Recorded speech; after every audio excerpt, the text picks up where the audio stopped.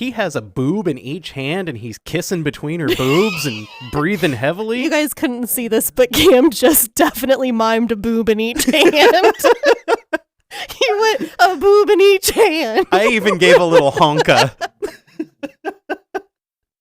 What can I say? I'm a fan of boobs in my hands.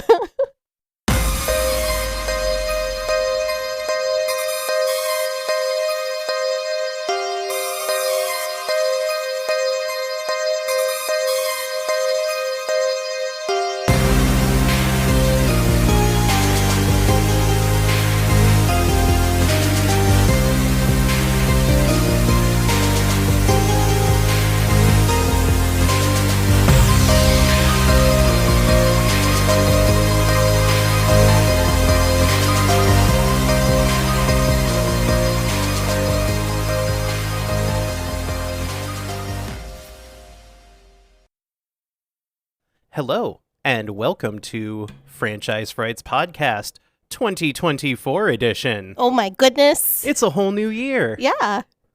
Actually, today is January 1st. It is. We are recording on the first day of the new year. We are. Isn't that fancy? Because we're so far behind. Yes, we're very far behind. I have to record and edit this one today. Yeah. COVID sucks. Yeah, so our Christmas was interesting. Yeah.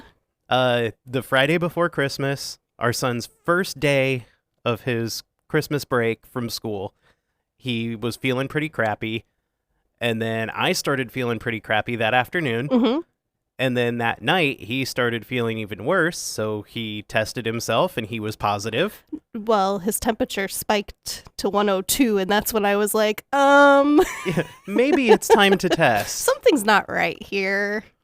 So he was positive. I took a test right after him and I was negative, but I had all the same symptoms starting on the same day. So we just kind of assumed that I had a false negative and I felt like crap for 5 days. And I'm awesome. Yeah, Mandy didn't even get the sniffles. Nope, nothing. Negative test. Woohoo, I'm so good. Which is crazy, because I'd been sick, like, Because you were typhoid Mandy for like, months. the last 4 months of the year? Yeah.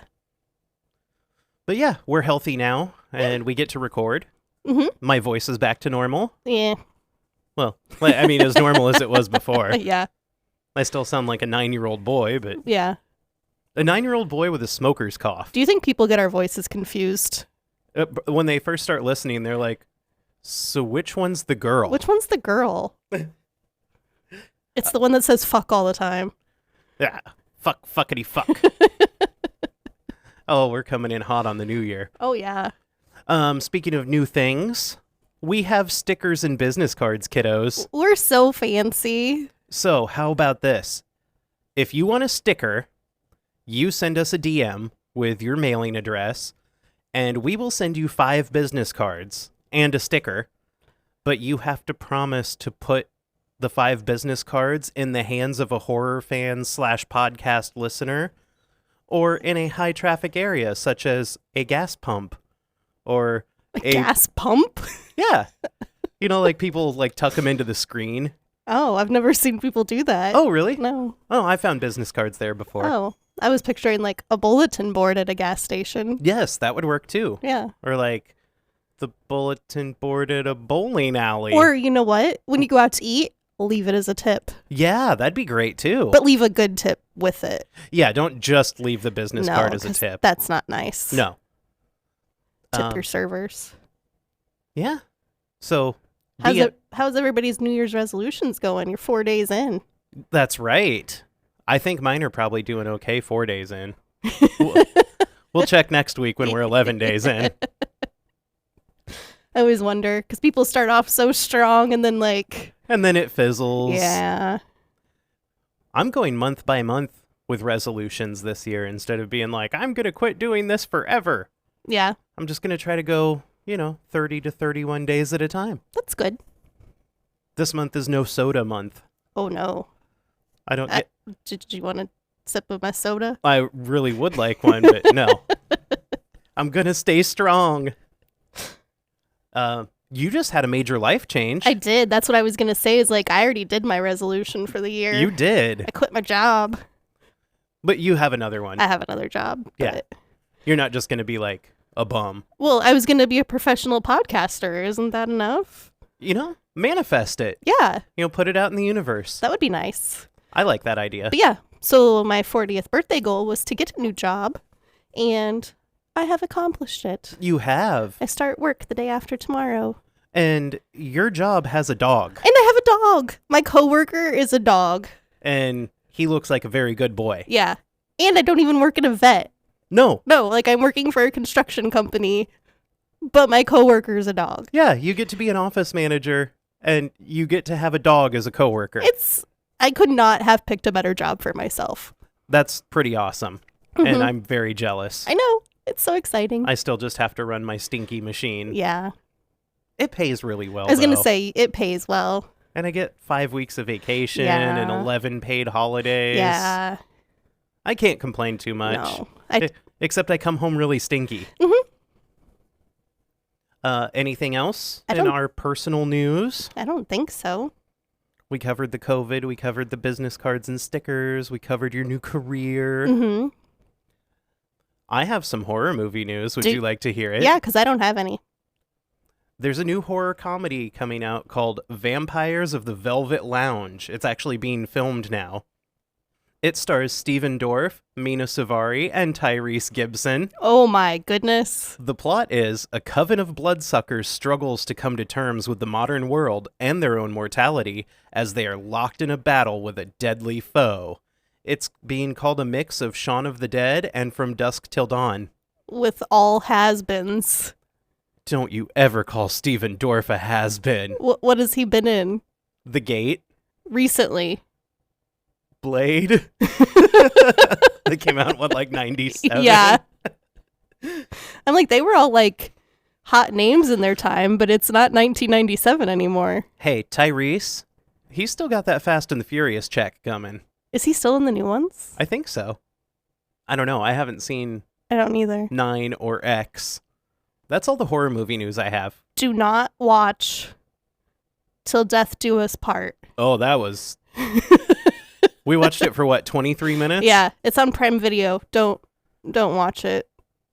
I was happy to see Kam Gigande, Yeah. but... And Jason Patrick was in it too.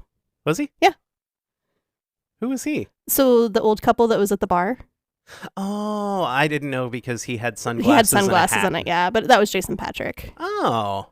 That's why I was like, it's got somewhat kind of famous people in it. Yeah, and it said it was made by the people who did Final Destination. But it wasn't good. No. It just kept getting worse. We kept waiting for something to happen. Oh, things happened. Yeah. That lady danced. We don't often shut off a movie, but we vetoed that one last night. We watched Hell House LLC Origins. Mhm.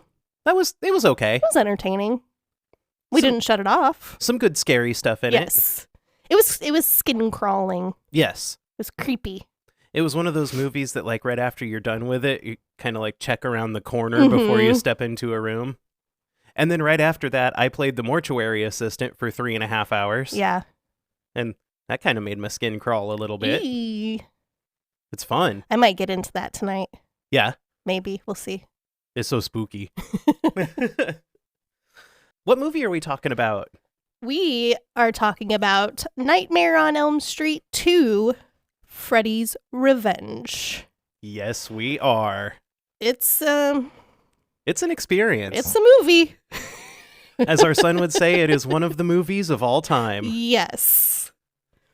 Do you want to do the facts and figures, Sure. or do you want me to? I can. So it was released on November 1st, 1985. It has a runtime of 87 minutes. Couldn't even make it to that full 90. Just that 87. Would you really want it to be longer, though? No, it was plenty long enough how it is. It was directed by Jack Shoulder, written by David Chaskin, produced by Robert Shea, starring Mark Patton, Kim Myers, Robert Rousset? I think it's Wrestler. Okay. how do you even say that name? Clu Gulager. That's a name. It is. Hope Lange and Robert England. Cinematography was by Jacques Hatkin. Hatkin? and Christopher Tufte. Music by Christopher Young. Production companies were New Line Cinema, Heron Communications, and Smart Egg Pictures. Distributed by New Line Cinema. It had a budget of $3 million and a box office of $30 million.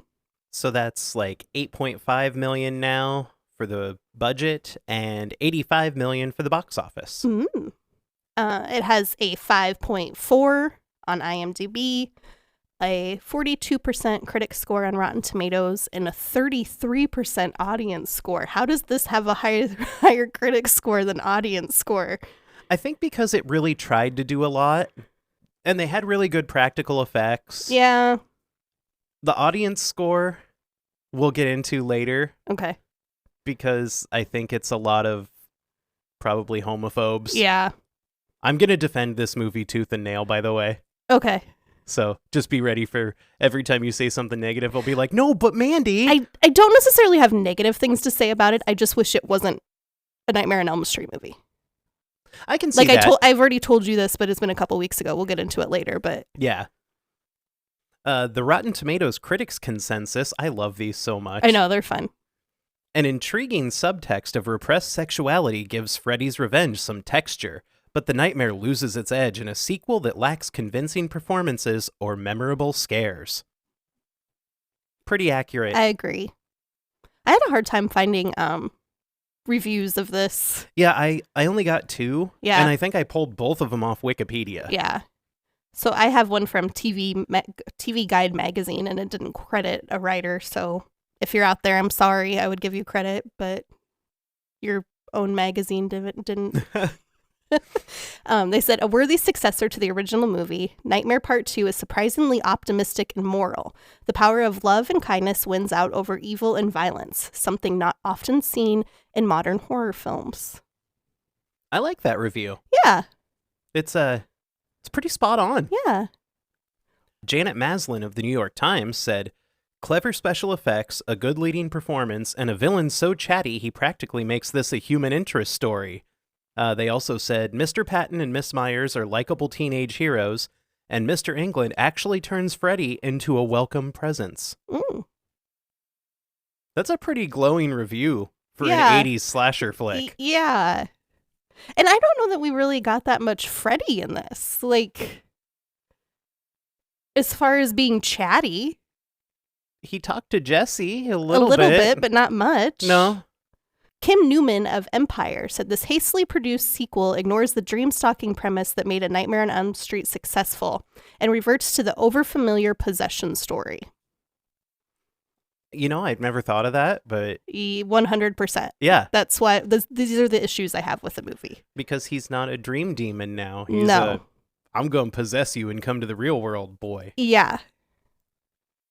Variety said, again, no writer credited, Mhm. episodic treatment is punched up by an imaginative series of special effects. The standout, a grisly chest-burster set piece. Oh, Yeah, it is a chest burster. it is a chest-burster, and I like it. Do you have more? Or I have one more. Sorry, I said I had 2. I've had I know 3. you lied. Again, no writer credited. That's weird. People magazine called it a tedious, humorless mess. Yeah, I won't argue. I don't like it. I know. Mandy, what were your initial impressions of this film? I don't recall having watched this, although you might have made me watch it like 100 years ago. I think we watched it when we were at our old house in Haverhill. Really, I was thinking like Lincoln Street House for some reason. Maybe. But after researching it beforehand, I'm kind of excited going into it. And Cracked.com named it one of the 5 most unintentional gay horror movies of all time.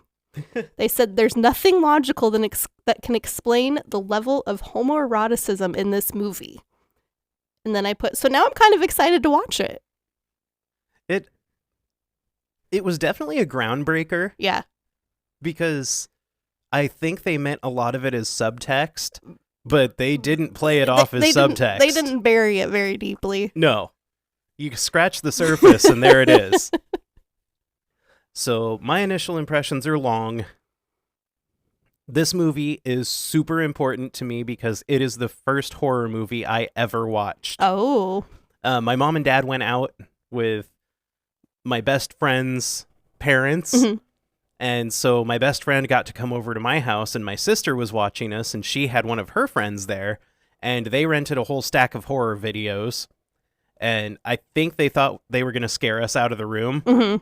And my friend Nick and I just sat there and stared at the screen, and we're like, this is our lives now. I don't think that often happens. I think this is how you get horror fans, people. You're not going to scare kids out of it. They're just intrigued. So I absolutely loved it.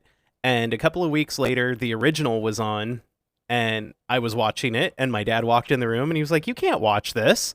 Because I was I was going to say, how old do you think you were? 5 or 6. Oh my gosh. And I told him, it's okay, I've already seen part 2. And he looked at my sister, just glaring daggers, and he goes, oh, he has he? And you've never known this about me, Mandy. Okay.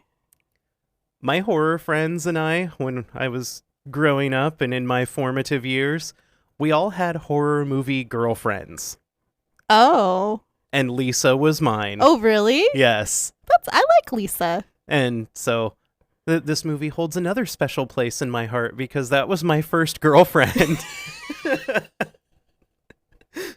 And I know it's not a good movie and it really strays from the original, but I love it so much. I think it just has sentimental value for you. Yeah. Every I time get it. every time I watch it, I just get that little pitter pat. Yeah. So you want to dive on into some plot? Yeah, let's go for it. What are you doing? Vaping, bro. So we open with a school bus driving down the street. A Nightmare on Elm Street is slashed into the screen, and so is Freddy's Revenge. Not Electric Boogaloo. Not Electric Boogaloo. The bus stops at a corner and drops off a couple teens. We see Robert Englund, sans Freddy makeup, is a school bus driver. Inside the bus are a bunch of high school students. There's one kid that has his hair all slicked back, and he looks super uncomfortable. And I think they tried to make him like the prototypical 1950s movie dork, but they forgot the taped glasses. Yeah. I don't know. It's weird. There's two totally as if popular girls. Totally. And they're sitting next to each other and they're gossiping and laughing. The bus makes a couple more stops and everyone gets off the bus except for the three of them. The girls think that the guy is fun to laugh at, and they keep joking at each other that, oh, that's your boyfriend. Yeah. Just, those dickish things that kids do on the bus. Yeah. One of the girls mentions that they're coming up to her house, but then the bus just speeds on by. And the girl cheerfully yells, "Hey, driver, that was my stop." Yeah. And she looks like, oh my gosh, you silly old bus driver. Yeah. But the bus doesn't stop and instead just keeps speeding down the road until it hits a T intersection. And then it just keeps on going straight. Into the desert. Into the desert. It's an off-road bus. Yes. And he's like, you know what? I watched the Baja 1000 or whatever it is, and I want to try it out with my bus. Yeah, and he does. So the girls start panicking, asking what's going on, why won't you stop? And then this camera pans to the front of the bus, and we see Freddy's gloved hand is now on the shifter. And this is when I made a note about the score. It really kind of sucks. Mm-hmm. It was like Chuck Mangione did his own version of the Poltergeist theme, and it just doesn't work. Yeah. Like, don't play me some flugelhorn music. The sky starts turning a weird color, and then lightning starts flashing. The bus finally comes to a stop, but then the ground / sand all around the bus starts caving in, and then suddenly the bus is teetering on two rock columns that are like 50 feet in the air. Yeah. It looks scary. It does look scary. Everything outside is turned red, and it feels very hellish. Mm-hmm. It looks like they're about to drop into hell. Like into a pit of something. Yeah. Freddy stands up, and the two girls cower towards the back of the bus while screaming, "Oh my God." But this causes the bus's balance to shift, and one of the rock columns comes crashing down. And now the bus is literally a seesaw. And I noted here, too, that it was this is just kind of the start of everything where you're like, the main character in this movie is different. Mm-hmm. Because this is like 1985. It's a male character. Yeah. And he was crying. Yeah. Like, he was openly crying. He's cowering, whimpering. Like, yeah. It just didn't feel normal for the time. Mhm. You're like, wait a minute, he's crying. Boys don't cry. Yeah, they wouldn't have put that in a movie. No. As Freddy approaches them, he drags his glove along the seat and then Such a good visual. and then scrapes it on the ceiling. I hate the Freddy. Blah. Yeah, there's a lot of screechy. Yeah, I don't like it. So the three teens are huddled near the emergency exit as Freddy walks towards them and gets closer and closer. And then we cut to a tomato being cut. Which I like a lot. The knife cutting through the soft flesh of the tomato. Yeah. A family is gathered around the kitchen table eating breakfast, and suddenly there is a blood-curdling scream. The little girl asks the mom, "Why can't Jessie wake up like everyone else?" Valid question. She just, owned her brother so hard. So we cut to a teen boy waking up in bed. It's the same kid from the bus, except now he's shirtless and absolutely drenched in sweat. It looks like they covered him in vegetable oil. Yes. And they were like, okay, now wake up. His room is filled with moving boxes.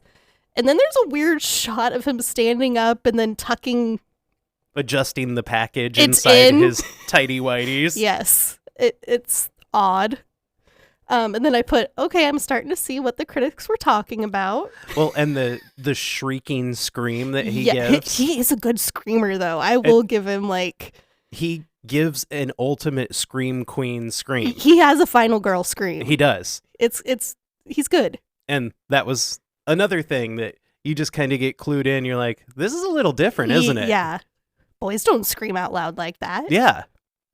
So now we cut back to the kitchen, and Jesse, the main character boy, walks by the open doorway with two empty moving boxes, and the dad is very pleased that he has unpacked a little bit more from his room, and he wants the rest of that room unpacked by tonight.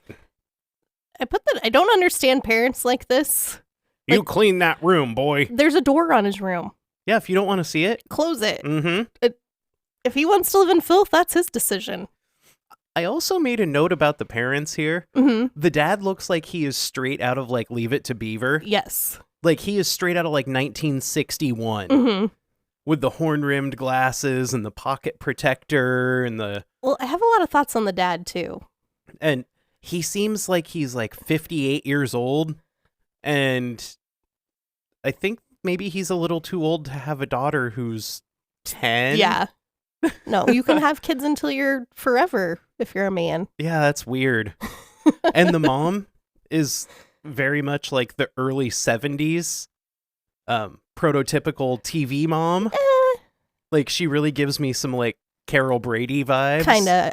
She feels 80s to me, though. She could be an early 80s mom. Really? Yeah. She's I got just- the mom jeans on.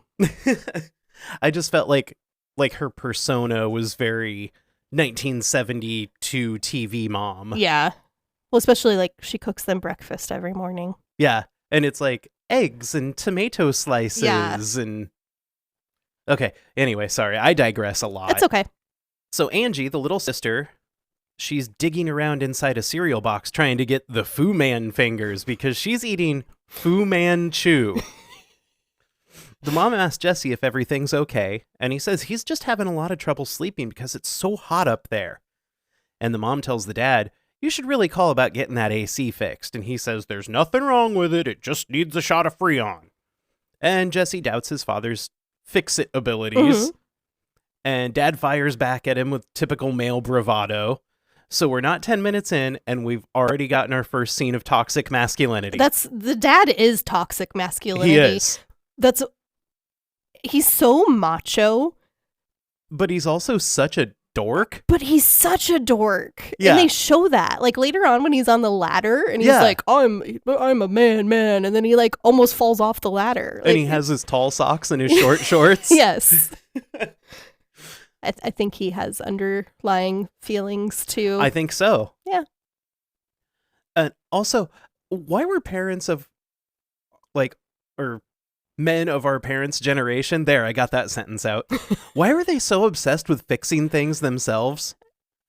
I don't know, because I'm kind of like that too. They're like, no, I'm going to do it. We're not going to call somebody about it. And then they go out and they buy the wrong parts. Yeah. And they replace the wrong parts. It still doesn't work. Then they break the thing that they were trying to fix. Then you have to call a repairman anyway.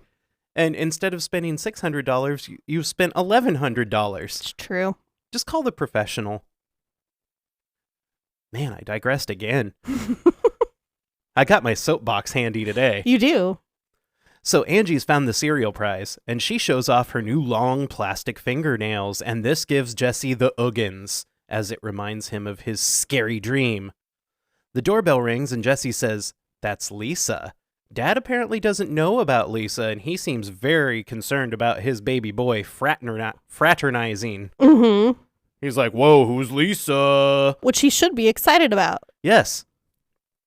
So Jesse opens the door, and I wrote, a drop-dead gorgeous 80s girl is waiting for him. I like that they showed her from the back to start with, because, like, you almost think it could be Nancy for a second. Yeah. Like, the way her hair's styled, I don't know if that was their intention, but you're like, oh, is that Nancy? Well, and she's wearing the collared shirt. And...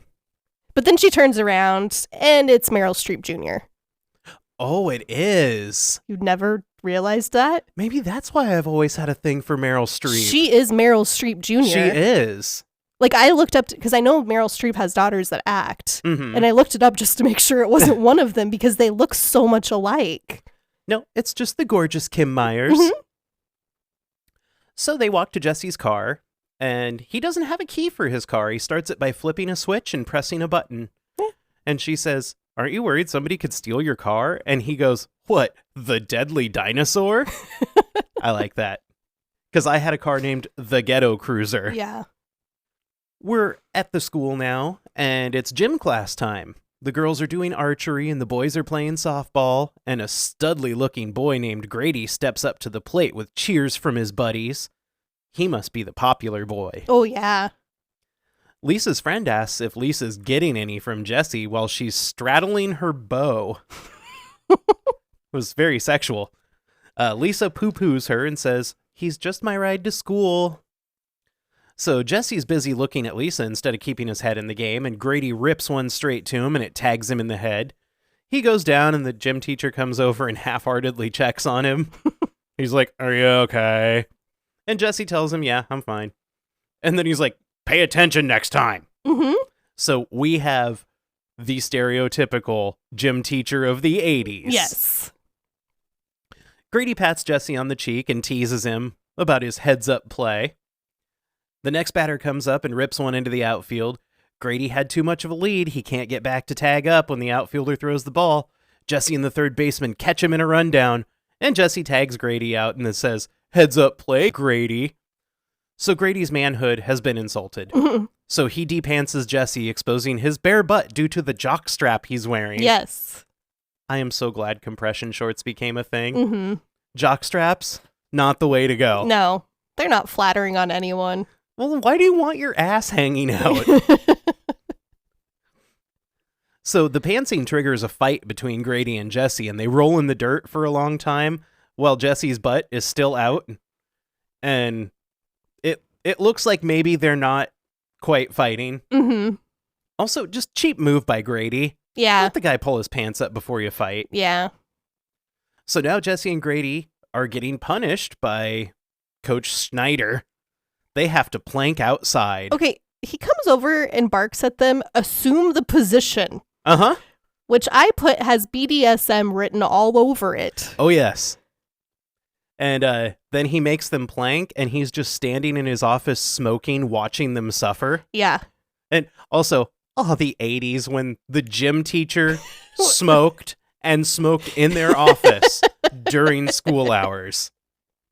Jesse asks Grady while they're outside, like, how long is he going to keep us out here? And Grady tells him, could be all night. Guy gets his rocks off like this. He hangs out at queer S&M joints downtown, and he likes pretty boys like you. I was right. Yes.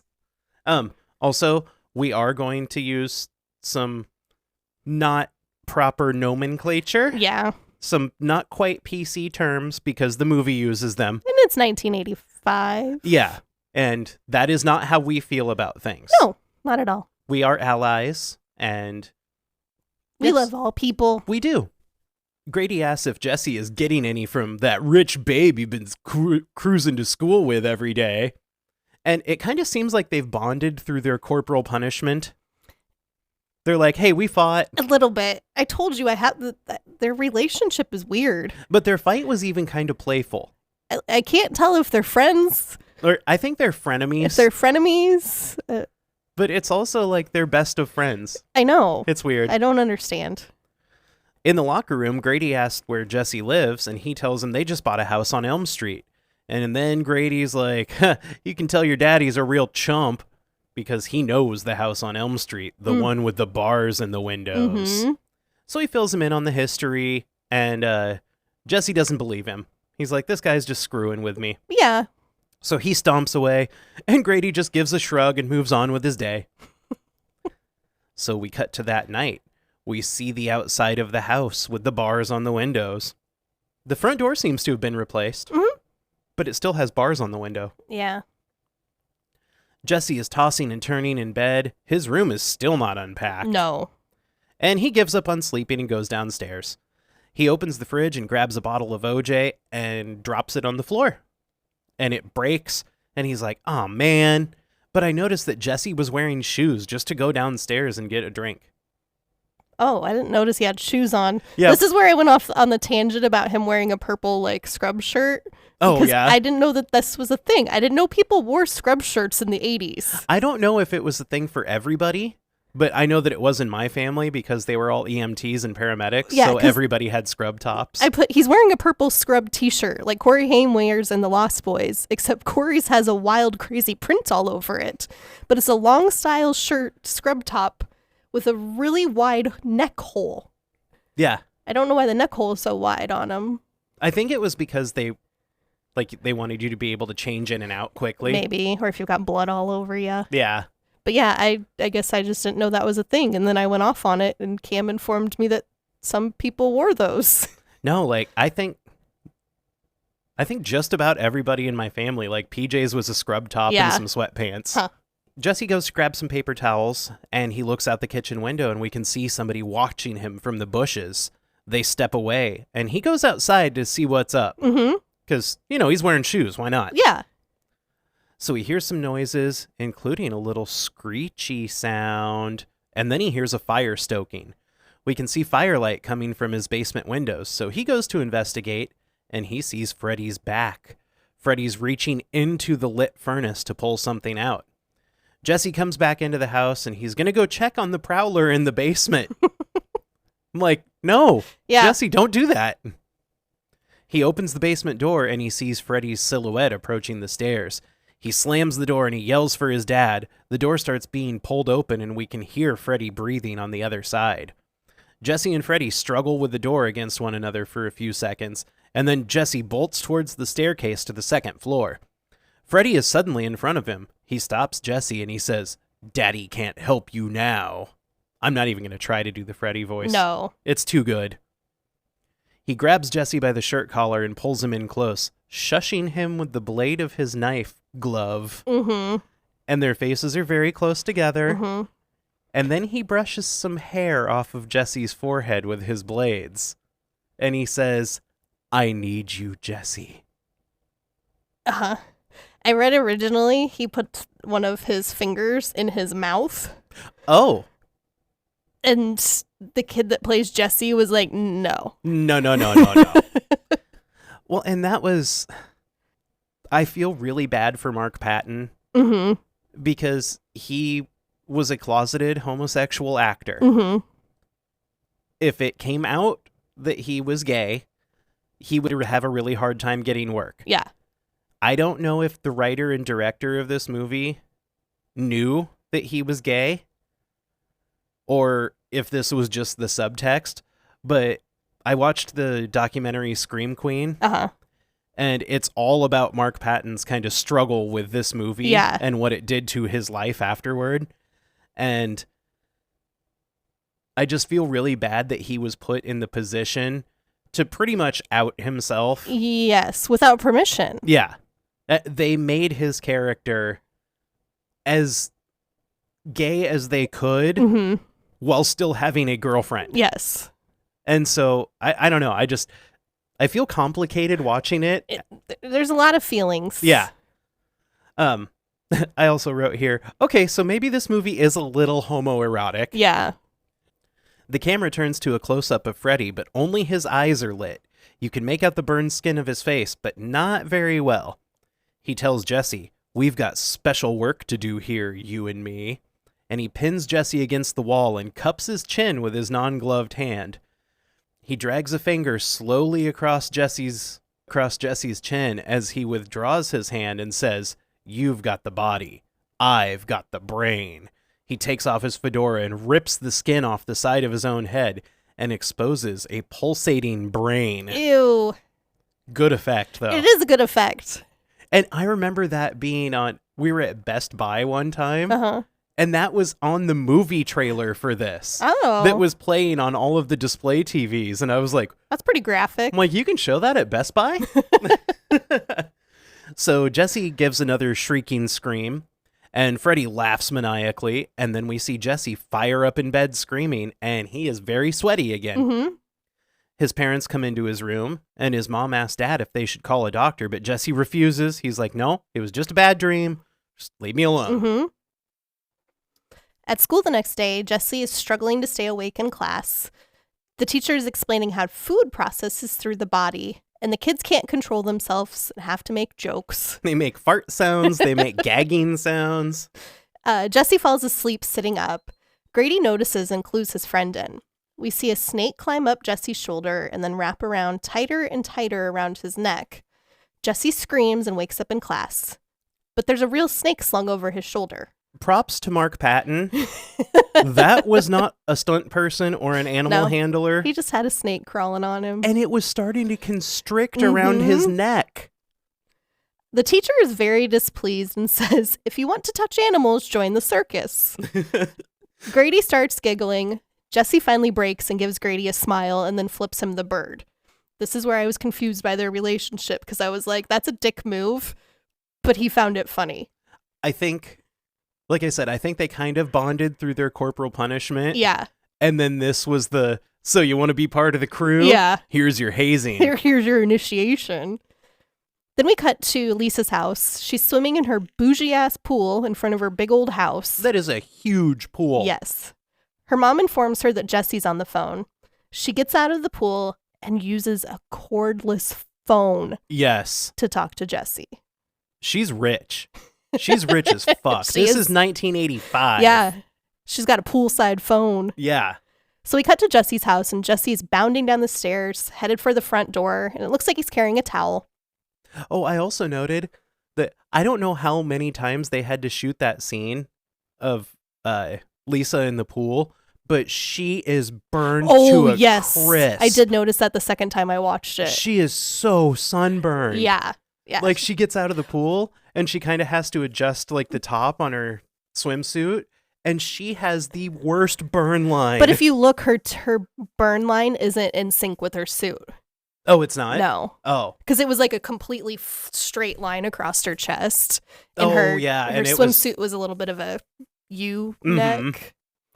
No, but I felt bad for her. I'm like, she is hurting. Yeah, she was definitely sunburnt. So we cut to Jesse's house, and Jesse's bounding down the stairs, headed for the front door with a beach towel. His dad wants to know where he's going, and Jesse says he'll be back in an hour or two. And his dad says, "No, I want that room unpacked. Get upstairs."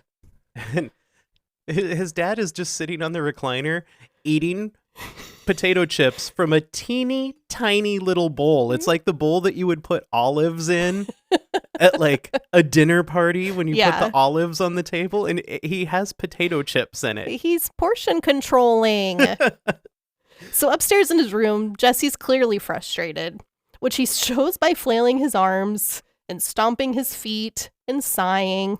He sits down on the bed and then looks overwhelmed by the task at hand.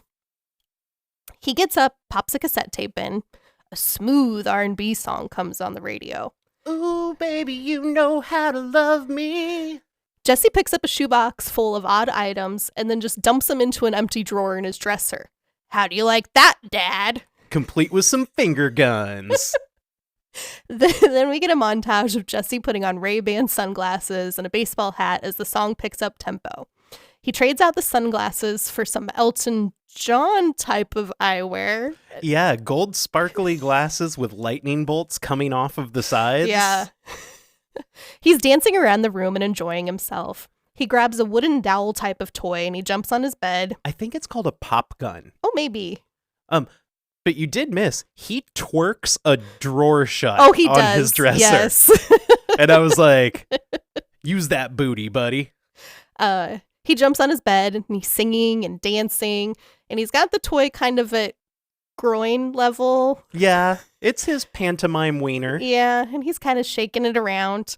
And then his mom and Lisa barge through the door just as the toy kind of pops. In an orgasm motion. He jumps down from the bed, clearly embarrassed. And his mom and Lisa are both just like, what the fuck did we just walk into? His mom looks absolutely mortified. I know, and then his mom's like, I'll leave you two alone. I know, and it was like she is the stereotypical mom. And she's like, I'm just going to leave you in the room alone with a girl. I don't care. Yeah. I have to get out of here. Yes. Make me a grandbaby. I don't care. Lisa apologizes for inviting herself over, but she thought he might like some help.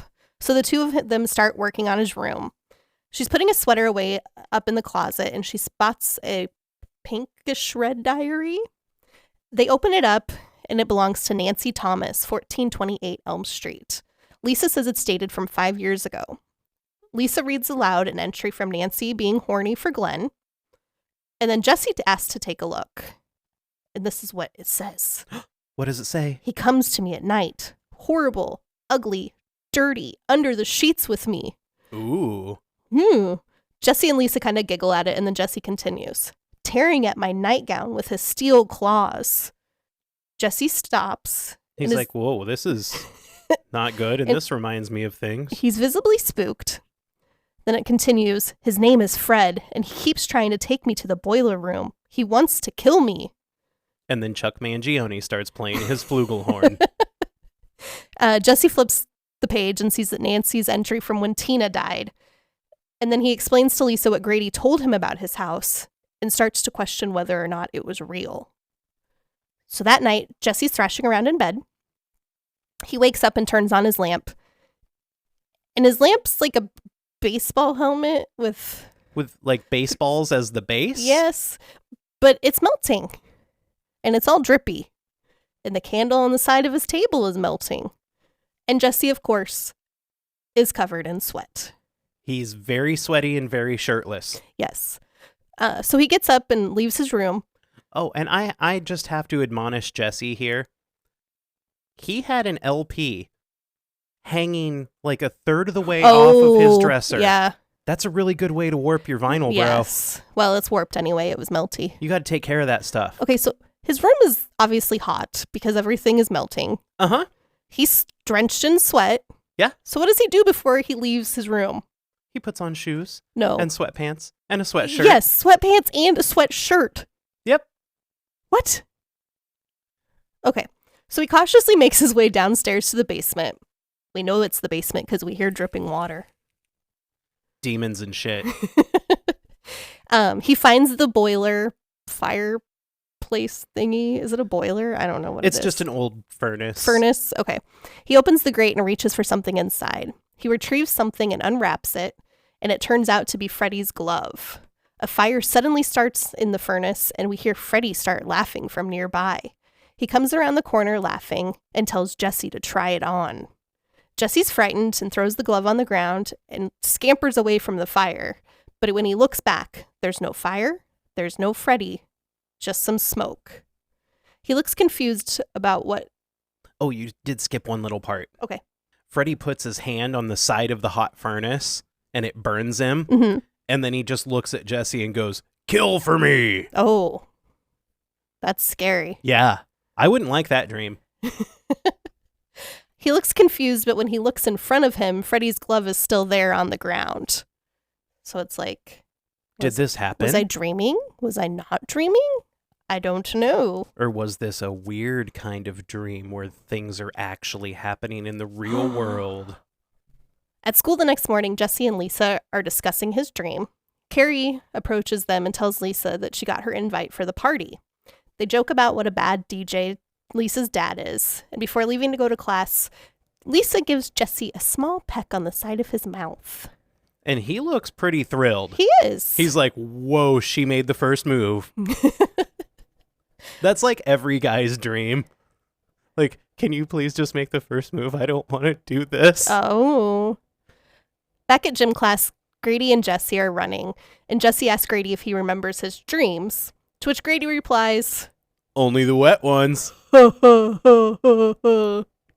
it's not funny. I like Grady. Back in the locker room, the boys are getting undressed and talking shit about the coach. And then the coach overhears. And then we cut to the boys on the field doing planks again. And could they really not have filmed a different scene? Because they just recycled the scene that they used earlier. I'm like, they were wearing different clothing. Yeah. So I put that we're establishing that there is some bad blood between these three. Yes. Would you like to discuss the next scene? Oh, absolutely. Okay. So it's nighttime again, and we can see a couple of parakeets in their cage. Mama Walsh covers the cage and complains about how warm it is in the house. Papa Walsh gets up to go check on the thermostat, and he has to like pull it off the wall and tap it. Oh, I'll figure this thing out. Well, because it says it's 97 degrees in their house. Yeah. Angie's putting together a puzzle on the coffee table, and she never seems to notice the temperature in the house. No, she's fine. She's like, I'm just doing a puzzle. We have a kid like that. So Jesse comes in, he says, it is hot as an oven in here. And Papa Walsh says, it's 97 degrees in here. So the bird cage starts rocking, and Jesse goes to check it out. One of the birds has killed the other by like biting its throat out. Mm-hmm. And for some reason, he decides now would be a really good time to open the cage door. What did he think he was going to do? Grab the bird? I don't know. Was he trying to rescue the dead bird? I don't know what his thought process was there. So, of course, when he does, the killer bird escapes into the living room, and it flies around wildly, dive-bombing people, and they really tried to make this scene scary. They really did. They did. But it is fucking hilarious, because it is a parakeet, I know. and it is attacking full-grown humans. I think if it had been a different kind of bird, it might have been slightly more scary. But maybe like a cockatoo. Yeah, it's a parakeet. And it flies around wildly. It dive bombs the people, and it even cuts the dad's cheek open with its crazy murder beak. Mm-hmm. Because birds are the fucking worst. Yeah. Angie screams, Mama protects her, and then Mom runs to get a broom. The bird dive bombs Angie, but she ducks and it knocks over a lamp. I love this scene. Mm-hmm. Dad swings a broom that Mom brought in, and he breaks another lamp, and then they all watch in horror as the bird flies up by the ceiling. It hovers for a second, bursts into flames, and then we get a funny shot of Dad and Jesse watching his feathers fall from the ceiling, and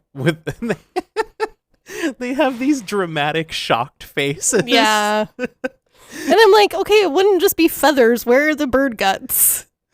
They burned up. Oh, okay. It was a hot fire, but it didn't burn those. It didn't burn those feathers. So now we cut back to the horribly yellow kitchen where Papa Walsh is trying to get the stove moved out, and he asks for Jesse's help. Jesse tells him it's not a problem with the leaky gas line, but Dad is trying to rationalize what he just saw, and he theorizes about bird rabies. Then, of course, he has to blame the mother. Well, yeah, she bought the cheap bird seed. Yeah, that's what made the bird explode. Then he blames Jesse for rigging a cherry bomb, and he's really all in on this plan. Yes. He's like, you put a cherry bomb inside that bird and blew it up. And the dad gets toxic as fuck here. Mm-hmm. Jesse just tries to remove himself from the situation. He's like, hey, I'm not going to let you talk to me this way. And he walks out. And the dad's screaming and acting like he's going to go fight his son. Mm-hmm. And the mom's holding him back. And the whole time he's just like screaming after Jesse. Yeah. I'm like, wow. Maybe, like, divorce that guy. Dad's a dick. So now, it's nighttime again. Jesse cannot sleep again. He gives up on his wriggling and writhing to go downstairs. He's soaked in sweat, but now that he's downstairs, he's cold, and he's huddling inside his shirt. Lightning strikes through the kitchen window and annihilates a plate in the dish drainer. And then Jesse is walking down the street in the pouring rain. He's walking past what seems to be some seedy no-tell motels. Yeah. I think he's on the bad side of town. I would agree. He walks into a bar in an alley, and there's a sign over the door that says Dawn's Place. You think it says Dawn's Place? I thought it said Dom's. Oh, maybe it said Dom's. I think it's Dom's. Is it? Yeah. Oh, like Dominatrix? Yep. So he goes into the bar, and it's a rough crowd in there. It is. There's some punk rock looking people. There's a guy who looks like a stereotypical 80s pimp. Mm-hmm. He's wearing his nice white suit and his pimp hat. Yeah. And he goes up to the bar, and a stern-looking bartender in your prototypical S&M garb from the 80s approaches Jesse, who's looking very haggard with his open-buttoned shirt. Yes. And Jesse asks for a beer. The bartender gives him a bottle and then flicks a glass toward him. And the glass is like a highball glass that would not hold even half of that beer. That's what I put. What is the deal with the glass? It's not even big enough to hold the whole beer. Who puts their beer in a glass? It was the 80s. It's just weird. Do you know who the bartender is? No. It's Robert Shea, the head of New Line Cinema. Oh, really? Yeah. I think every movie after 2. He's in. Yeah. That's fun. So Jesse pours his beer into the glass, and just as he's getting ready to take that first drink, a hand comes down on top of his drinking wrist. Coach Schneider is the man with the hand. He's chewing his gum. Oh, I was like, what are you doing? So Coach Schneider is decked out in some leather S&M gear, too. Mm-hmm. It appears Grady was right. We cut to the school gym where Jesse is running laps with Schneider looking on.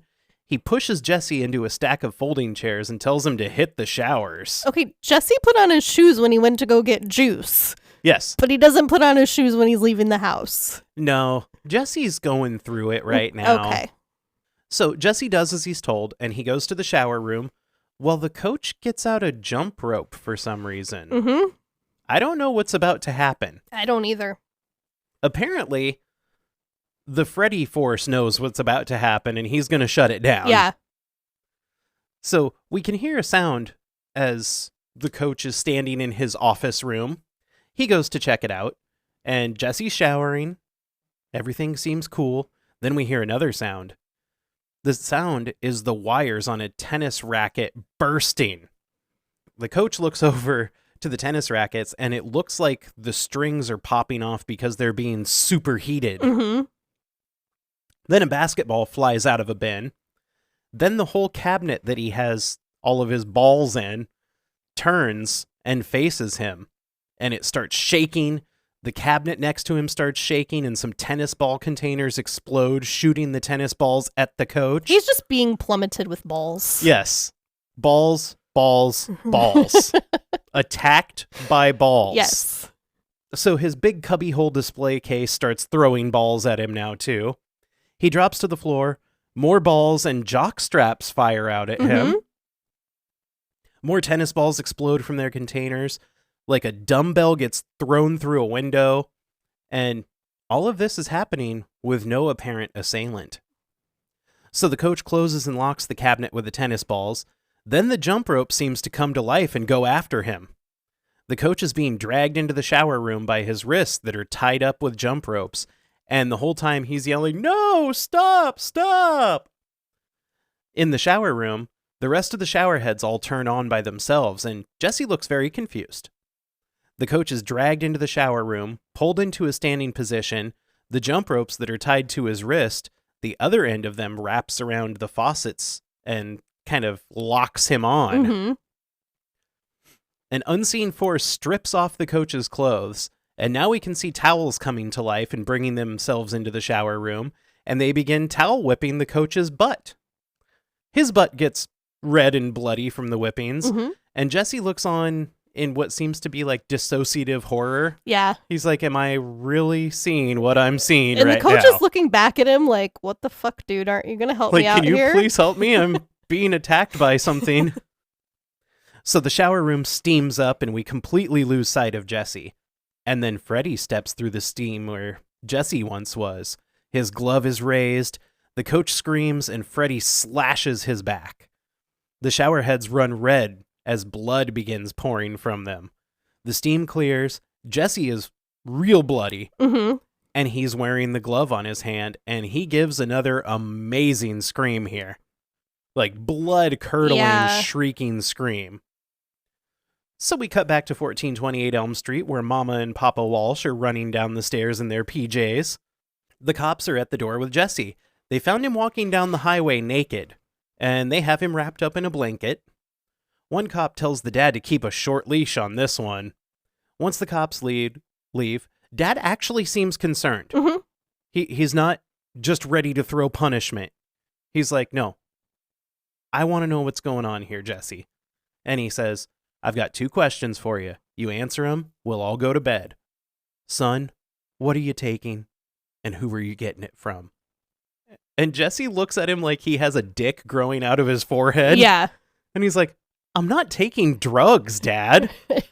And then he just looks at his mom and he goes, I want to go to bed. Yeah. He just completely ignores Dad. So Mom takes Jesse upstairs, and Dad leans on the newel post on the banister, and he actually looks worried. Yeah. He doesn't look angry. Like, oh, Dad's not just a dick. Maybe. He's a dick. He's a dick. The next morning, Dad's outside removing the bars from the windows. Jesse and Mom come outside arguing. Mom's trying to connect with Jesse, but Jesse is not interested. So the cool guy, Jesse, jumps into his convertible without using the door. Yes. He just vaults over the side. The door might not work. That's true. Then he speeds away, headed to school. Mom tells Dad that she thinks Jesse needs a psychiatric care. And Dad thinks that he just needs a good goddamn kick in the butt. Yes. Yeah, because that's going to help. That solves everything. And then he says, no, wait, I know what he needs. A methadone clinic. What the fuck is up with Dad? His mentality is all macho, but he is anything but macho. I love his polo shirt tucked into his short shorts with his tool belt around his waist, his long wool socks. It's like Ned Flanders, like, come to life. Trying to be macho. Yes. Jesse and Lisa arrive at school to see it swarming with cops. Jesse runs to see what's happening, and Grady stops him. Schneider got wasted last night. He must have been working late. Some maniac sliced him like a kielbasa. Hacked him in the shower. They got bloody footprints all over the place. Jesse's like, oh, fuck. I remember last night. And he looks like he's about to cry. Yeah. Like he's about to fully break down. Like, oh, that was real. Yeah. So then we cut to that night. Jesse wakes up all sweaty again. We know what this means. He hears noise coming from across the room. He opens a desk drawer to find Freddy's glove moving about. A voiceover of Freddy says, kill for me. Jesse once again puts on jeans and a button-down shirt, and he walks down the hall and opens a door. This part's weird. Inside, his sister is jumping rope. In a communion dress, reciting the Freddy rhyme. But she's moving in extremely slow motion. I really love the sound of her jump rope hitting the carpet. I liked the visual and everything, but it was just odd. I think it was trying to show, like, he's stuck between the dream world and the real world. So as he watches her, he's just kind of closes the door and walks away like, nah, I'm not going to deal with that shit right now. Yeah, and the look on his face is like, huh, it's not normal, and I don't want any part of it. Yeah. The next morning while at breakfast, Jesse questions his dad about the history of their house. Apparently, Mom had no clue as to what was going on.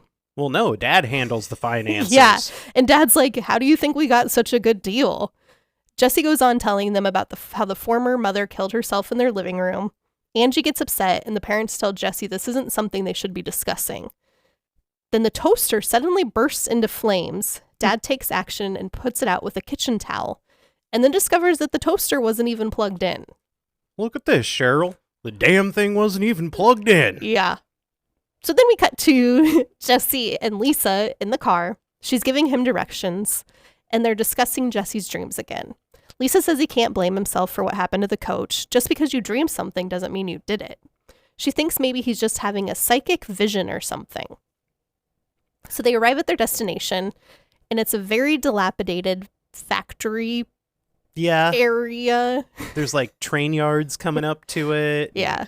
It looks like it's been abandoned forever. Lisa explains that it's the old power plant where Fred Krueger used to work. She's been doing her research. She has been. She's ready for a true crime podcast. Yeah.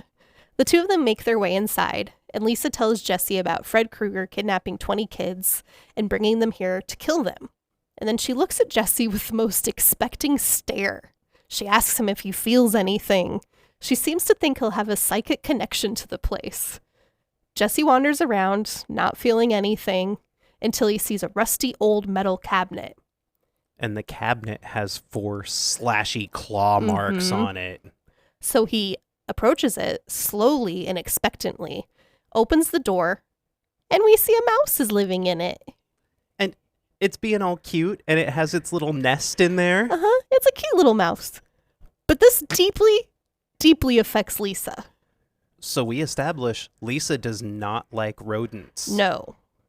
That'll be important later. So she clutches onto Jesse and buries her head in his chest. Now it's nighttime again. We know this because we see the front of the house, the same shot that they keep showing us over and over every time it's nighttime. It's nighttime. We only have one shot. And now we get a POV shot going up the basement steps. Then it goes up the main staircase and opens Angie's door. We hear Freddy's voice say, "Wake up, little girl." She rolls over and says, "What time is it?" The camera turns and we see sweaty Jesse. And he tells her, "It's late. Go back to sleep." But it's his voice, not Freddy's. She closes her eyes. He goes to tuck her back into bed, and he's wearing Freddy's glove. Dun, dun, dun. And now we cut to Jesse's room, and he's taking some stay up and drinking some Coca-Cola. The next morning, Jesse comes into the kitchen. He pours some coffee. He's looking rough. But his mom says he's looking better. Yeah, she's like, "You're looking better." And then she kind of looks at the dad like, "I don't know what to say." Now he's driving with Lisa, and she asks him if he had another nightmare, and he kind of breaks down. He spills the beans. He tells her, "My dad thinks I'm on drugs. My mom thinks I'm crazy. And at this point, I don't know if I don't agree with her." Now it's lunchtime at school. Carrie asks Lisa what's wrong with Jesse. He seems kind of freaked out. At the lunch table, Grady has 3 milks, and he has a mouthful of food that he's talking around. I never want to eat food with Grady, ever. No. I would rather die. No, his mouth is stuffed completely full. And then he's just talking. And he's like, It's so gross. and he can tell that Jesse's not in a good place. And he asks him if maybe he wants to go to a movie or something. And do you think Jesse's told him anything? No. So Grady's just being perceptive. I think so. And then he says they should hang out, get some things off your mind, grab a pizza or something. Jesse isn't having any of the conversation. Carrie and Lisa come to the table, and Carrie seems to be interested in Grady. I think Carrie's interested in anything that moves. Yeah. And she asks if he's going to Lisa's party tomorrow night, and he says he can't because he's grounded for throwing his grandma down a flight of stairs. That's one way to not have to go to the party. Do you think that was that a joke? I think he was grounded, but he just made up a cooler reason. But he was asking Jesse to do things. Oh, that's true. Maybe he just really doesn't like parties. Maybe Maybe he doesn't like swimming. he doesn't like Carrie. Yeah. So Lisa tries to get Jesse to eat, and he snaps at her, and she says they can figure it out together if he would just talk to her. And Grady says, "You shouldn't be wasting time with him. He's a nutcase." And then Jesse very aggressively tells Grady to shut up. Grady gets pissed and bails out, and Lisa looks like she's about to cry. And I feel for Carrie in this scene because she's just like looking back and forth like, what the hell? What just happened? So we cut to Lisa's party. This is one of my favorite scenes in 80s slasher movie history. Her dad is wearing a chef's hat. He's grilling. There's big band music playing in the background. A kid dives into the pool, and the dad admonishes him. He says, hey, you knock that off. He You cannonballs. He doesn't dive. You don't have fun at the pool party. Can't be splashing. What if you catch his grill? So the mom intervenes, and she takes the dad away from the party with a promise of sex right in front of all the party goers. She says, come on, Skinny. It's time for bed. Yeah. And the dad leaves and reminds Lisa the party needs to be done by 12:30. Mm-hmm. 12:30? Why not 12 or 1? 12:30 seems like an odd time. Maybe they have a 1 o'clock curfew in their town. Oh, that could be. So Jesse's sitting at a table all by himself, and he has like 6 cans of Coke in front of him. Yes. He gets fed up, and he heads for the pool house, or the cabana. Yeah, I call it a pool house. Lisa goes to check on him, and he lets her into the cabana. He's changed into his street clothes, and he tells her he's going to head out because he's ruining her party. Lisa presses him, and he tells her that he feels like he's losing his mind. He's afraid to go to sleep. He's afraid to stay awake. And she tells him that they'll stay awake together all night long. Whatever it takes. Whatever it takes. And then they kiss. The kissing starts out pretty tender, and then it gets intense real fast. Real fast. Inside the house, the mom has poured a drink for the dad, and they get into bed. They turn out the lights, and the kids outside go apeshit. Mm-hmm. They turn off the big band music. They start rocking out to some 80s tunes. A girl in the pool, she was ready to go. She just takes off her top, and it's just floating. She's making out with some guy. Someone wheels out a radio flyer wagon filled with Coors Banquet and Budweiser. Mm-hmm. And now everyone's jumping in the pool and whooping it up. Dad is not happy that the kids are having fun. No. Back at the pool house, Jesse and Lisa, their makeout session has moved to the floor. Yeah, And it's getting hot and heavy. It's the pretty hot scene. He kisses her neck and he moves lower, unbuttoning her shirt. Hi, Jet. And he has a boob in each hand and he's kissing between her boobs and breathing heavily. You guys couldn't see this, but Cam just definitely mimed a boob in each hand. He went a boob in each hand. I even gave a little honka. What can I say? I'm a fan of boobs in my hands. So Lisa is writhing in pleasure. She's closing her eyes. She's tipping her head back. And just when you think it's going to go full porn, Mm-hmm. a very large grayish-brown tongue comes out of Jesse's mouth and starts licking between Lisa's breasts. Ugh. So everybody's boner just Went away. guys, just put it away. That's over now. Jesse shoots up. He puts his hand over his mouth, trapping the gross tongue in. Lisa looks really confused, and Jesse just throws on his shoes and takes off. Mm-hmm. Lisa looks so defeated and so sad. She has blue balls. Well, do you know how much this would traumatize a girl? She's like, oh, I was just about to have an experience with But this guy I you're really like. You're making out with a dude, and then he just gets up and leaves and doesn't say anything. Yeah. So Grady's asleep in his bed and wakes up to Jesse jumping on him. He fully dives on top of him. Jesse tells Grady he's in trouble and asks if he can sleep there tonight. Grady's not very much into the idea. Grady's room is the most 80s thing I've ever seen. Oh, he's got the Stray Cats poster. He's got that shiny black duvet. He has like the red metal framed bed. Yes. Like everything's red. And then his sheets look like the things that used to be on to-go cups. Like, you know, like he used to have to-go drink cups and they were all printed. Oh, yeah. That's okay. It's kind of what his sheets looked like. And then does he have a faux leather comforter? I think so. I couldn't tell if it was faux leather or if it was like nylon. I don't know. And then his wallpaper is that tan where they tried to make it look like texture, but it was really just like splotches of paint all over. Yeah. Jesse confesses to killing Snyder. Oh, and he has the posters that are all like cocked Yeah, at like tilted just a little bit. like a 30-degree angle. Yeah. Jesse confesses to killing Schneider. Only it wasn't me. There's something inside me. And last night, it made me go to my sister's room. And tonight, with Lisa in the cabana, it started to happen again. Grady rags on Jesse a little about wanting to sleep with him when he's got a girl waiting for him. And Jesse says Something is trying to get inside my body. Yes.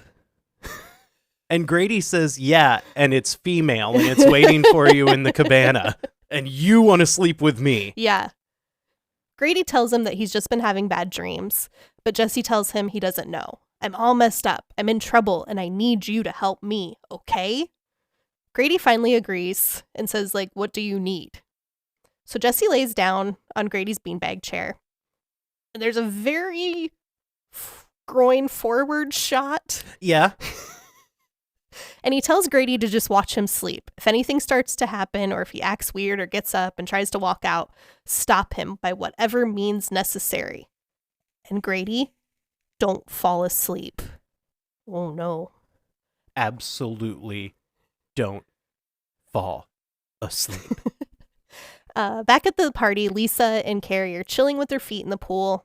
Lisa says she feels like she needs to go check on Jesse, but she can't leave her party. And Carrie tells her to fuck the party. Go get him. And I like that a guy swims up to Carrie and he's like, are you going to get back in the pool? And she's like, I'm busy. She knows what she wants and she knows when she wants it. Yes, I like Carrie. So Grady's flipping through channels on his TV. He lets out a sigh of boredom and clicks off the TV. We see Jesse's asleep in the chair already, and Grady looks at Jesse and tells him sweet dreams before turning off his light to go to sleep. Jesse suddenly wakes up screaming to Grady that it's happening again. He starts contorting his face and looks like he's in pain. Grady's kind of freaked out and asks him what the fuck's going on. And Jesse holds up his hand as knives start to grow out of his fingers. So cool. And then I put, his fingers just turned into hot dogs. His fingers are just hot dogs with knives in them. If I ever open a restaurant and we have hot dogs on the menu, I'm not going to call them hot dogs. I'm going to call them Freddy fingers. Freddy fingers. The skin on his arm starts to split open as Freddy's arm appears in place of his. Nope. Did I say appears? Appears and replace. Appears in place? Yes. Of his? Thank you. Grady looks at this and is like, oh shit, and tries to go unlock his or open his door, but he can't. So he starts screaming for his dad. And he has a Le Mall from Kaja Gugu poster. Jesse opens his mouth to scream, and we can see a scary red eye is looking back from the inside of it. Yeah. It's weird. And that's a very odd scene. But it's like unnerving. Yeah. Like his mouth opens and there's an eye in the back of his throat. Yeah, I don't like it. And it's all red. Yeah. Ugh. Jesse collapses to the floor as Freddy's face appears to be breaking through his stomach. The gloved hand slices through the skin, and Jesse gives birth via C-section to a fully grown Freddy. I never thought of it like a C-section before. It is a C-section. He's giving birth to Freddy. Grady's trying to get the fuck out of his room. His parents are on the other side trying to get in. Freddy lifts Grady up. Well, he stalks towards him. Very slowly. Yes. And then lifts him up while choking him. On the other side of the door, we see 4 knives cut through the wood, and then blood seeps through the cuts. I like, too, that Grady is screaming at the top of his lungs. Yeah. He's asking for his father's help. Uh-huh. He keeps saying, Dad, help me. And his dad is pissed. Yes. He's pounding on the door and he's like, Ron, this is your father. You open this door. Open this door. I think Dad was just scared and didn't know what to do. More toxic masculinity. Exactly. I can't deal with my emotions. So Freddy steps back, laughs, and then waves to a mirror. And in the reflection, we see that it's Jesse covered in blood wearing the knife. Grady lays on the floor dying while Jesse and Freddy stare at each other through the mirror. Frustrated, Jesse takes off the glove and throws it at Freddy, causing the mirror to shatter into a million pieces. And now he is sobbing. Yes. And he kind of comes to, and then we hear sirens as cops are trying to break their way into his room, and Jesse escapes out the window. And he has to push away like a full Marshall stack before he gets out. And I'm like, man, Grady shreds. Well, I'm also like, how did he get in? I don't know. They don't show that. Do you think Grady gave him a key? No. He's like, hey, we're bros now. You want a key to my house? Probably not. I would like it if that were the case. So Lisa's leaving her house, getting ready to go see Jesse. Why did she need to change her clothes and completely redo her hair? Well, because she was in her pool clothes, not her Oh, going out on the town clothes. She's rich. yep. Jesse suddenly barges his way into her house. He's manic and covered in blood, and he just keeps saying, I killed him. I killed him. And outside, we can see that the party's turning into a makeout session. There's a lot of hormones. There's a lot going on out there. There's mellow song stylings. Everybody's kind of partnered off and canoodling. Mm-hmm. He tells her that he killed Grady and Schneider, and he explains to her that it's Fred Krueger inside of him making him do these things. Lisa tells him that it's just in his head, and he's mixing up all the information he's received lately. And he yells at her that last night he almost killed his sister. He showed up covered in blood. Like, what more proof do you want, Lisa? Oh, and he says, he owns me. Yeah. At the party, Carrie and her male companion are canoodling in the pool. She yells out, asking someone to turn down the temp in the pool. And then a fire breaks out near the grill. And hot dogs and beer cans start exploding. Okay. I had to read what my comment was, sorry. So a fire breaks out near the grill and hot dogs and beer cans start exploding. I put, the props department totally stole this idea from the script. Like, hey, instead of putting a firecracker in the bird, let's put it in a hot dog. Oh, and we have leftover hot dogs from Jesse's growing knife finger scene. Sweet. Man, the props department was just, they're like, reduce, reuse, recycle. They did it. So Lisa sits Jesse down and reads aloud Nancy's last diary entry.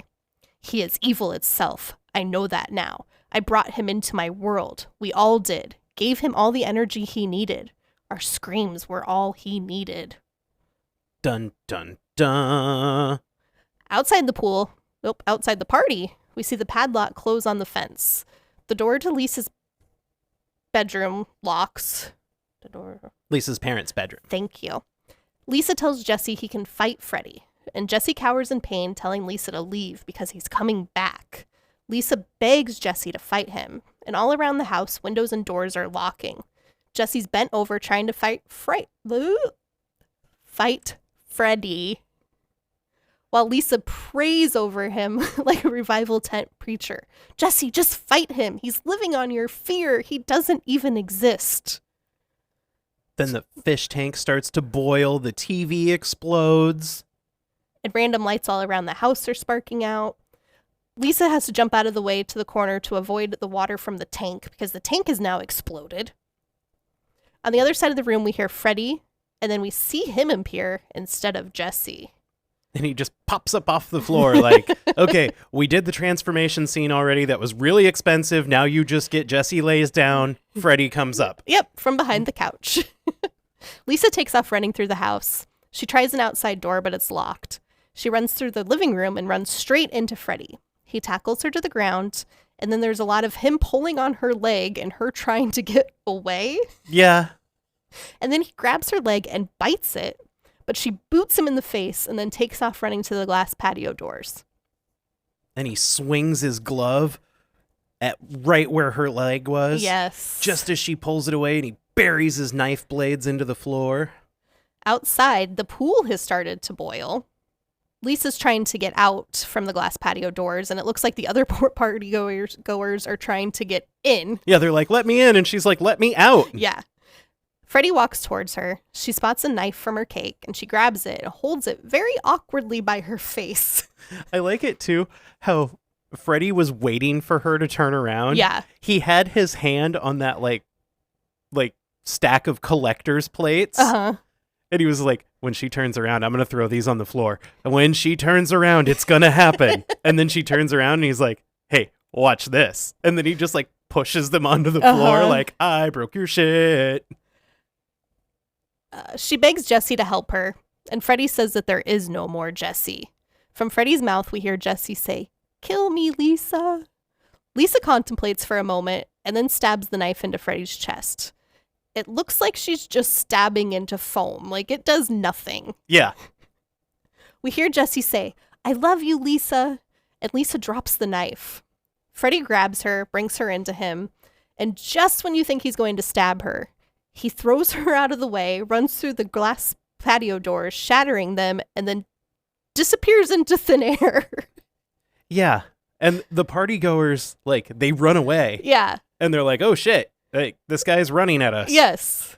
And then a whole bunch of them are like, where'd he go? Where did he go? I saw him. Where'd he go? Yeah. So then the pool stops boiling. Lisa's parents' bedroom door unlocks and opens. Some boys approach the shattered door on the patio, trying to figure out what the fuck just happened. And everyone's kind of holding their breath. And you kind of feel like everything's calmed down a little bit. It's getting back to normal. We're feeling a little safe. The boy in the blue polo shirt is like, hey, is everybody okay? He sounds like a radio personality. Yeah. But then Freddy comes jumping from underground. Yes. And it really gives do you remember when they used to like fire Freddie Mercury and Michael Jackson up from under the stage? Oh, yeah. Like it gives those vibes. Yes, yeah. It's like, here's the man you've been waiting for. But yeah, he pretty much just comes like exploding from under the ground. So party goers take off running in every direction. The pool starts boiling again and then catches on fire. Someone tries to escape but discovers that the fence is hot. Lisa's parents rush downstairs and find Lisa alive, but clearly concussed. Outside, Freddy stabs a couple more kids, and now all of the kids are cornered. One steps forward and tries to reason with Freddy, but Freddy doesn't like this. So he takes the kid and stabs him and tosses him away. Oh, and the kid was wearing a scrub top. What the fuck? I did not know this was a thing. I like, too, one of the kids that Freddy stabs with his knives, because at this point, it's not a glove anymore. The knives are, like, coming out of his hand. Oh, I guess I didn't notice that. Yeah. They switched it up because he came out of Jesse. Oh. And so, like, the knives are just part of his hand now. But I like that he stabs into that kid's guts. Yeah. And then wriggles his hand around like, I'm really going to do some damage in here. Yuck. So Freddy stands in front of the group of kids and tells them, "You are all my children now." Such a good scene. He has his arms open all wide, and the kid that he threw into the grill, like, knocked the top off the grill, so there's just flames shooting up behind Freddy. Lisa's dad appears with a shotgun or a rifle, I don't know what the difference is, and attempts to shoot Freddy, but he misses. He reloads and takes aim a second time, but Lisa knocks the gun away from him. Lisa and Freddy exchange a long look. And then I was kind of confused here because they kept focusing on his eyes. I'm like, am I supposed to think those are Jesse's eyes? I think because Robert Englund was kind of softening his eyes towards her. Yeah. Like, he started off really scowly, and then as he's staring at Lisa, he kind of opens his eyes up more. Yeah. He's using that classically trained stage actor. Is that what it is? His acting's so good. I really liked, too, when the do-gooder kid in the blue top was walking up to Freddy, and he had his hands out in front of him and was like, "Hey, nobody's gonna hurt you. It's okay." Do you think Freddy was concerned that one of these teenage kids was going to hurt him? I think that kid was just trying to take control of the situation. You are not approaching a stray cat. You are approaching a guy that you just saw eviscerate people with his knife hand. Yeah. So Freddy marches towards the group of kids. But I'm not sure what happens here. Like, instead of killing them, he catches fire? They all kind of part. Yeah. And he walks in between them, and as he hits the fence line, he bursts into flames. Oh, because the fence was hot, so maybe that's why. No, I think that was just his magic trick. I think he was like, Freddy, disappear! Like, he's just pulling some David Copperfield shit. Oh. So Lisa steals Jesse's car and makes her way to the old power plant, which is still very brightly lit. Yes, there's a lot of lights around. Yes. She rips some fabric from the seat to cover her bite wound before marching in towards the plant. And I like that inside the plant, outside the plant, it's all white lights. Yes. Inside the plant is all red and green lit. Mm-hmm. So you're like, oh, that's Freddy's domain. That's where he's at. So Lisa walks purposely through the doors, of the power plant, and some pit bull-looking dogs with human faces growl at her as she approaches. She stays strong. She keeps walking. She just turns her head forward. She's like, I'm not looking at you creepy-faced, human-faced pit bull dogs. They look like baby faces. Yeah? They're terrifying. Are they hellhounds, do you think? I don't know, but they're scary. So now she's on top of a massive power plant machine-looking thing, and the camera cranes away from her, and we can see how big the inside of this plant is. She continues walking. She's looking determined and scared. We see Freddy's knives scrape along some metal handrails. Lisa burns herself on a pipe. She gets a worried look on her face and bends down to untie the seat cover bandage from her Freddy bite. We can see the wound, and it looks massively infected and has insects crawling all over it. Ugh. She grunts and whimpers and beats at the bugs crawling on her. Then the camera cuts back to her face and pans down. We see that her bite wound is still bandaged, and there are no bugs. Freddy's playing some mind games. Mm-hmm. Lisa steels herself and she continues up some steps. There are more Freddy squeaky claw noises. She's on a high catwalk and she shrieks when she sees a rat, because we remember from earlier, she doesn't like rodents. Yeah. Then a gigantic rat creature drops down onto the normal rat and it snarls at her. And she freaks. She runs away. As she's running, she grabs part of the catwalk. Part of the catwalk collapses from beneath her. She's able to grab the handrail to keep from falling, and then it's revealed she's just sitting on an uncollapsed part of the catwalk. She's clinging to the handrail, but she's not dangling. Nope. There's more Freddy mind tricks. Oh, no. She walks forward right into Freddy himself. She shrieks. She runs away. She keeps running straight into a dead end in the catwalk. She turns, and Freddy is there. She doubles back and runs right back into the same dead end. So Freddy's blocking her escape this time. He cackles and holds his arm out to her and says, "Come to me, Lisa." Lisa pleads and says, "Jesse, I know you're in there. Stop him." And Freddy replies, "No, no, no, Jesse's dead." Freddy swipes at her with his knives, and then he seems to pause for a second. He grabs the side of her face somewhat tenderly, but he still raises the knife hand like he's about to do her in.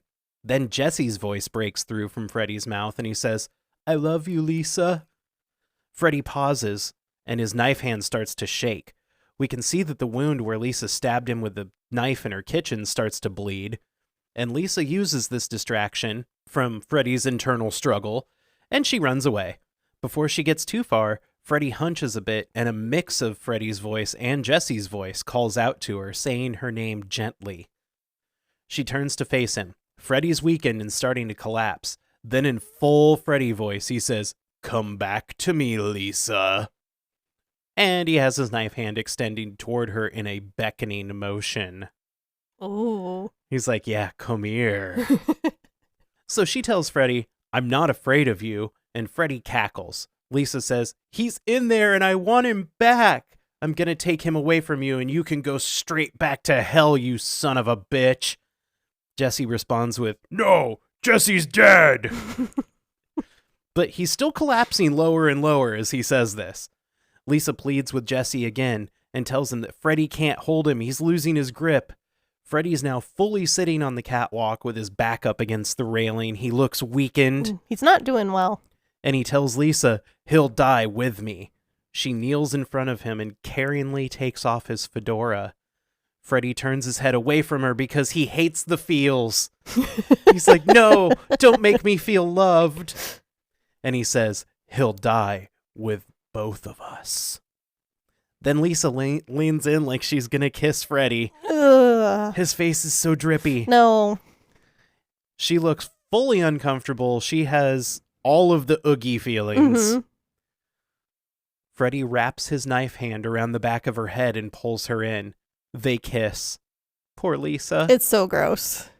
Freddy kisses her back, and then he gets the feels again and he pushes her away.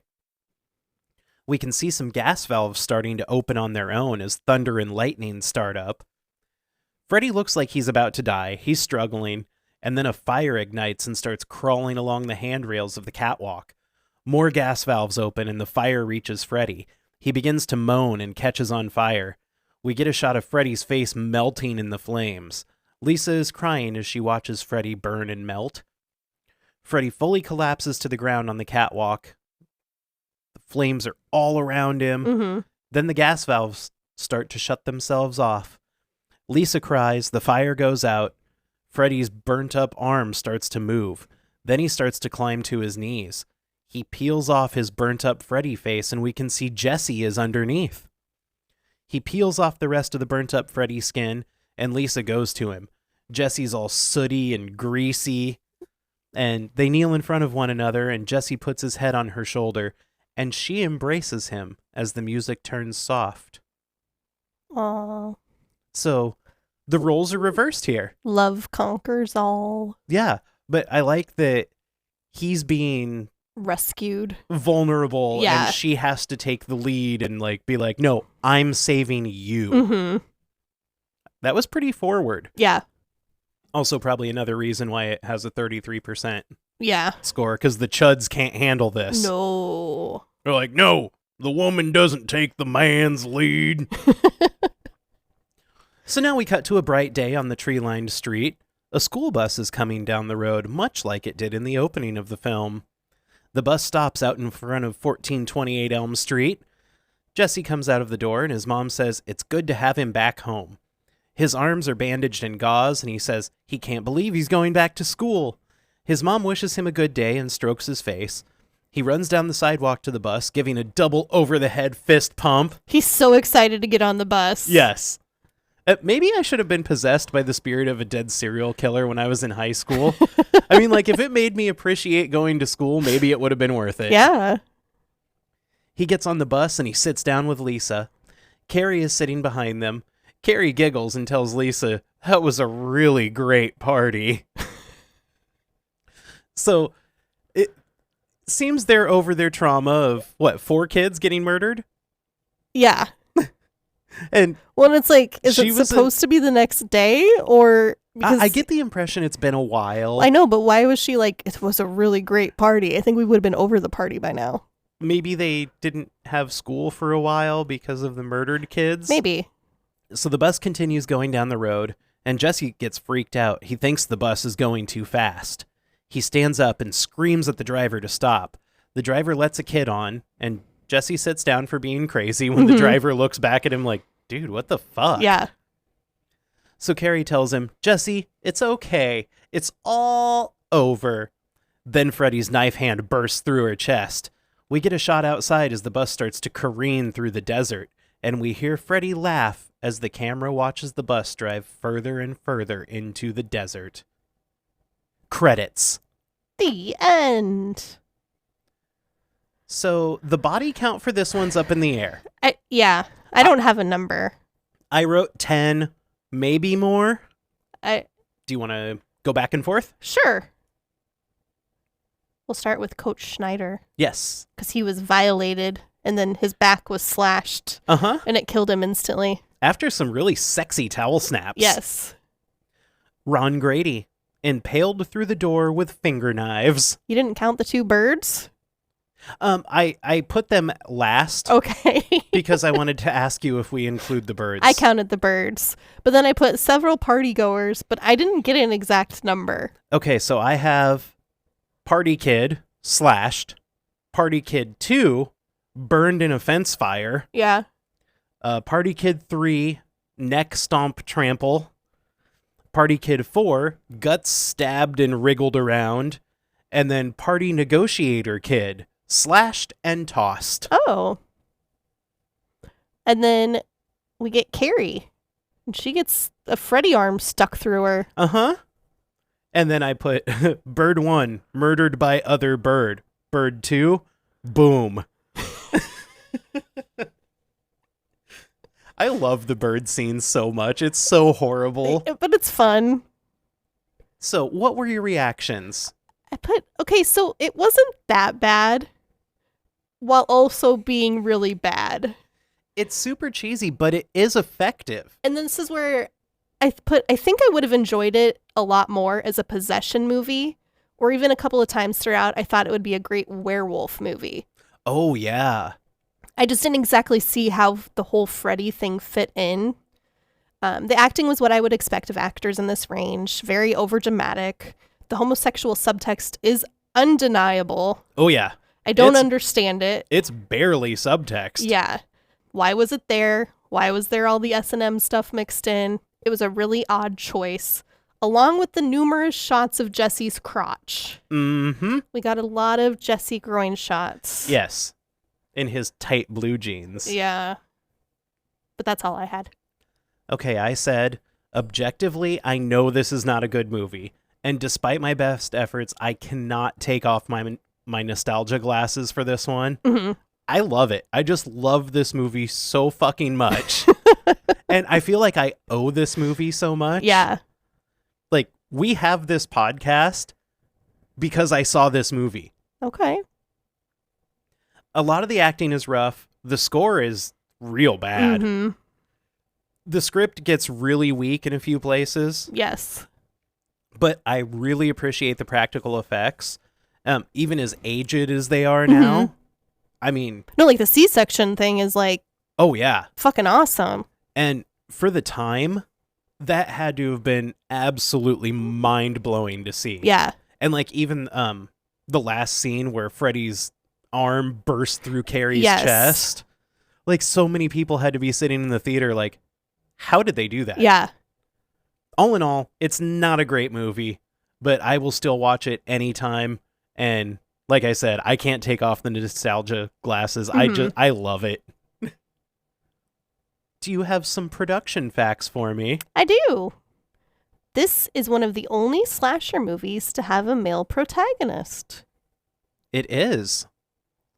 And I kind of wish that it had started... More of a trend. Yeah, because I really liked... Like I said at the end, I liked Lisa taking the traditionally masculine role. Yeah. And Jesse taking the traditionally damsel in distress role. Yeah. Well, like, I'm trying to think of, like, other horror movies. Like, there's never really just a dude in peril. Maybe a little bit in Bodies, Bodies, Bodies. Yeah. Because that really flipped a lot of the roles. Mm-hmm. That was about the only thing I liked about that movie. I already said my fact. It's your turn now. Oh, yeah, I forgot how we do things around here. Wes Craven passed on directing this one because of the exploding parakeet and the fact that Robert Englund is small, and the kids at the pool party would have been bigger than him, and he thought that would make Freddy less terrifying in the real world. He was like, no, I'm not going to have an exploding parakeet, and Robert Englund is a tiny person. Nobody's going to be afraid of him running around. Is he really small? I want to say he's like 5'6". Really? Yeah. That's funny, because I picture him as being big. Really? I picture him as like 6 foot something. Really? Yeah. No, I've looked him up one time, and I'm probably misquoting on this, Yeah. but I want to say he's like 5'6", 5'7". Huh.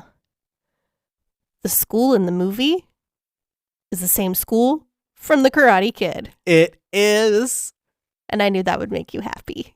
I want outdoor lockers. That would not have worked in Iowa. No, we live in Iowa. New Line didn't want to pay Robert Englund, so they wanted to use a stuntman in a rubber Freddy mask.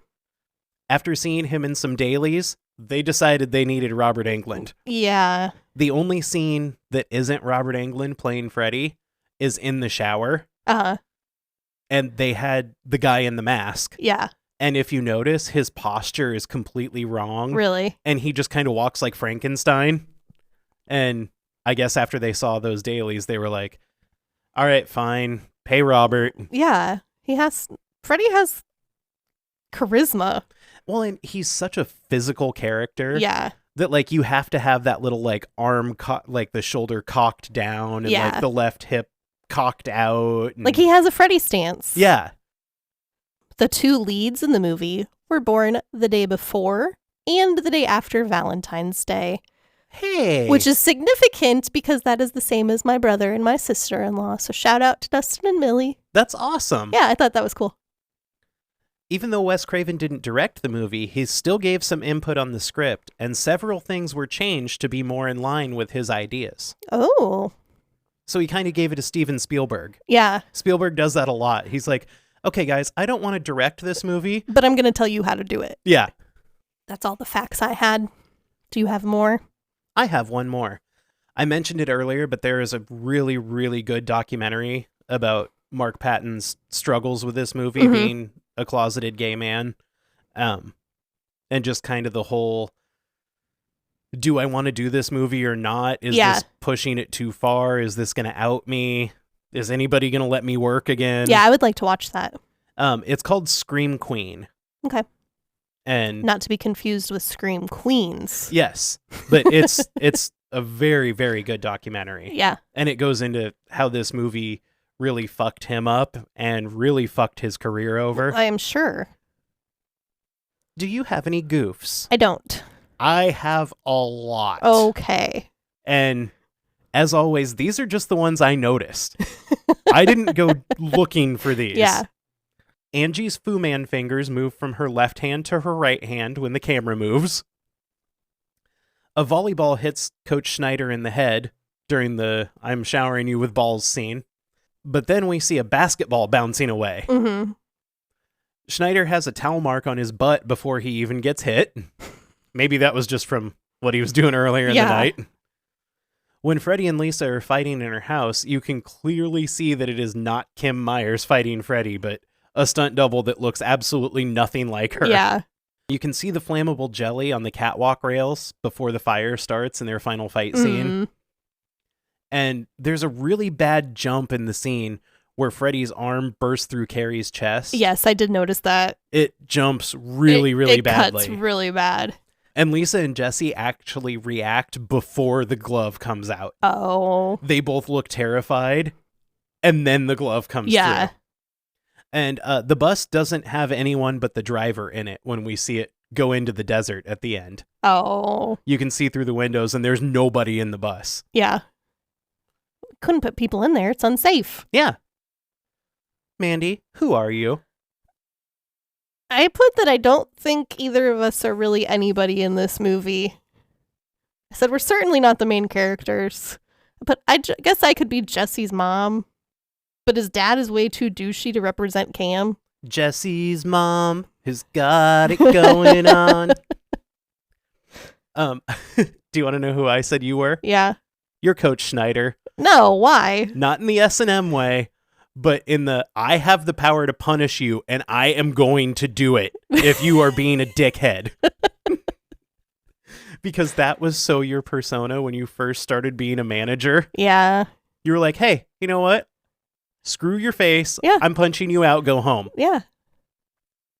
I said I'm the bus driver because if I was driving a bus and a kid started flipping shit in the back, I would totally give him an asshole look when we got to the next stop and be like, what is wrong with you? Do you need help?